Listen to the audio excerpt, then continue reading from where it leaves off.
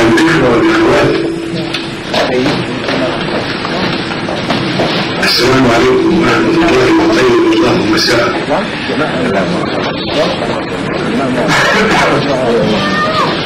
يسعدنا أن نلتقي هذه الليلة في تواصل جديد مع الشعب،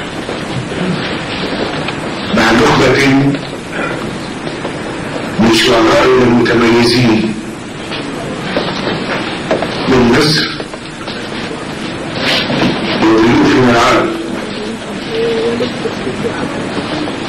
الليلة سيتجلى الشعر شموخا وعطاء وإبداعا مع شعرائنا الكبار، ويسعدني أن أقدم في أول لقاء مع الشعب واحدا من فساء قصيدة العامية المصرية، واحد من الجيل الأكبر، الشاعر الكبير الأستاذ سمير عبد الباقي.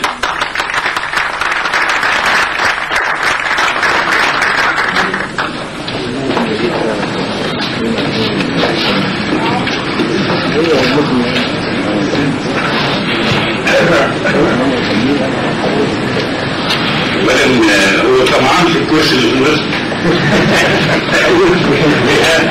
انا اصل يعني بعتذر لكم لان انا هضطر لظروف خاصه جدا ان انا اقول يعني النمره بتاعتي، واستاذنته عشان عندي ضيوف اعزاء من البلد من 15 سنه ما كنتش، وانا قايل له يوم السبت بلاش، طلعت يوم السبت يعني، قلت له اشتركت عليه. يمكن حفله، يمكن عندي نمره حته ثانيه انا اقولها وعشان ما اطولش عليكم.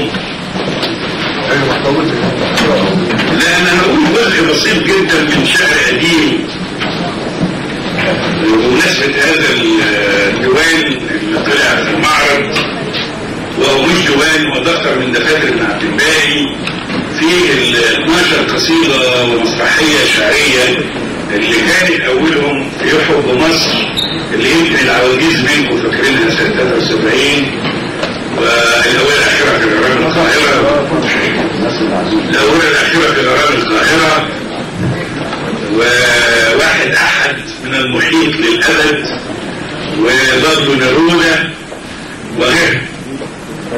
اقول جزء من نشيد الاناشيد المصري، قصيده مكتوبه في اوائل السبعينيات،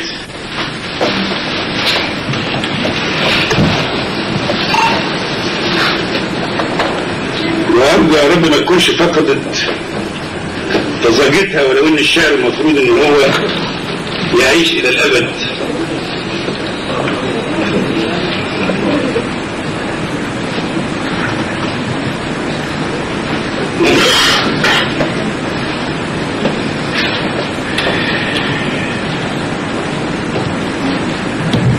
فرحان انا بالحياه وبحب اوطاني،